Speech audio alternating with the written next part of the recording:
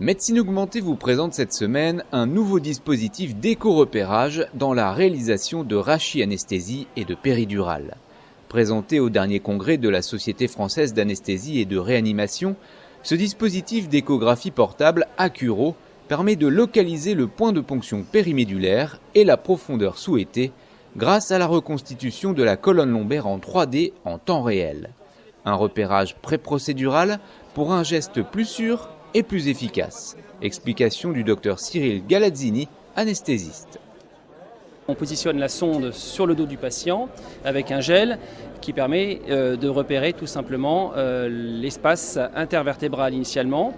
Ça nous permet également d'avoir la trajectoire de l'aiguille, d'avoir la profondeur de notre cible. Et puis ensuite, on met l'appareil de côté une fois qu'on a fait notre repérage grâce à un petit impacteur qui se détache de l'appareil d'échographie. Après, on pose l'appareil sur le côté et on fait notre procédure d'anesthésie loco-régionale standard avec la désinfection de la peau, l'anesthésie locale et au choix soit la rachianesthésie, soit l'anesthésie péridurale. On sécurise pour l'anesthésiste et pour le patient. Il est fort probable que dans les prochaines années, ce soit une procédure nécessaire sur le plan médico-légal, mais en termes de taux de succès, c'est révolutionnaire puisque l'éco-guidage permet d'avoir des taux de succès au moins à 90% en procédure de rachianesthésie ou procédure de péridurale. Donc à la fois un taux de succès et puis surtout un confort pour le patient puisqu'on n'est pas obligé de s'y reprendre à plusieurs fois. En fait, cet appareil donne une indication de la profondeur de la dure-mère postérieure. Ça, c'est très simplement une sorte de garde-fou pour l'anesthésie péridurale, puisqu'en fait, on garde en mémoire la profondeur de la dure-mère, et quand on fait une péridurale, il ne faut pas franchir la dure-mère, et donc ça permet d'éviter d'aller mettre l'aiguille trop loin et de faire ce qu'on appelle une brèche péridurale, qui est responsable ensuite chez les patients de maux de tête importants.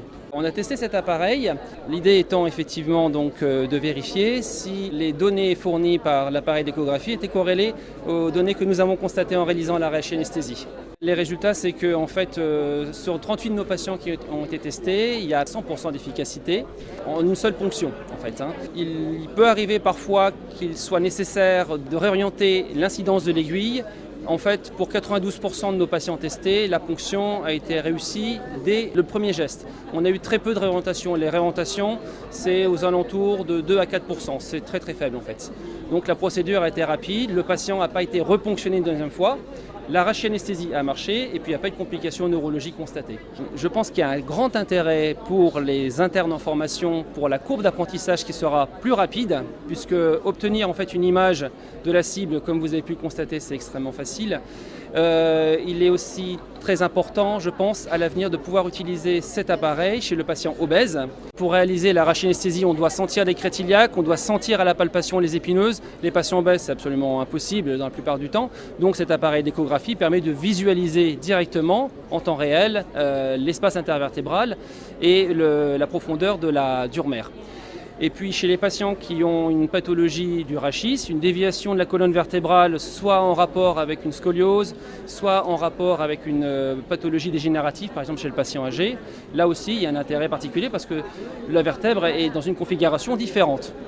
Alors parmi les autres indications possibles, il y a aussi la réalisation de la simple ponction lombaire dans un centre hospitalier. Quand on doit analyser le liquide céphalorachidien, il est également intéressant de pouvoir utiliser cet appareil pour réaliser la ponction lombaire le plus rapidement possible sans pouvoir gêner le patient par la douleur que cela engendre, puisque les aiguilles de ponction lombaire sont de gros calibre. C'est la fin de cette émission, merci de votre fidélité. Médecine Augmentée vous donne rendez-vous très vite pour découvrir de nouvelles innovations médicales. Je suis en plein milieu. Hop. Impacteur.